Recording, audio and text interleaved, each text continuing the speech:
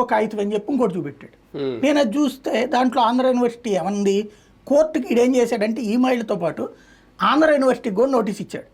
మా భూమిని స్వాధీనం ఇది మా భూమిని ఇట్లా అడ్డుపడుతున్నారని. వాళ్ళ భూమిని మేము ఎందుకు అడ్డుపడతాం, వాళ్ళ భూమి వాళ్ళు తీసుకోవచ్చు అని ఇచ్చింది. అదిగో కోర్టు వాళ్ళు కూడా ఆంధ్ర యూనివర్సిటీ కూడా అఫిడవిట్ ఇస్తేనే కదా కోర్టు తీసుకోమంది అంటాడు. ఆంధ్ర యూనివర్సిటీ ఏమంది, నువ్వు 220 సర్వే నెంబర్లో ఉన్నదన్నావు, నీ భూమి నువ్వు తీసుకో అని. ఈ భూమి ఎక్కడ ఉంది, 221 సర్వే నెంబర్లో ఆంధ్ర యూనివర్సిటీ. అంటే ఎగ్జాంపుల్ చెప్తాను, 221 సర్వే నెంబర్లో ఉన్నటువంటి భూమిని 220ని అడ్డు పెట్టి నొక్కేయడం అనమాట. ఇది ఇట్లాంటి సర్వే, ఇట్లాంటి దొంగ లెక్కలు చేసేటటువంటి వాళ్ళకి బెజవాడ ఈ గుంటూరు ఏరియా అక్కడ విచిత్రం ఏంటంటే ఇక్కడి నుంచి అక్కడికి వెళ్ళినాడు ఆంధ్ర యూనివర్సిటీకి కబ్జా చేయడానికి.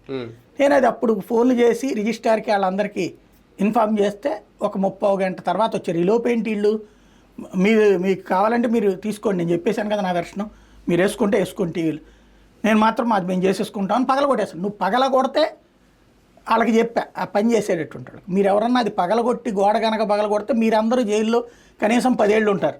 అందుకు మీరు అయితే ఇష్టం చెప్పండి, ఇదిగో వీడియోలు తీస్తున్నాను నేను మీ అందరి బొమ్మలు.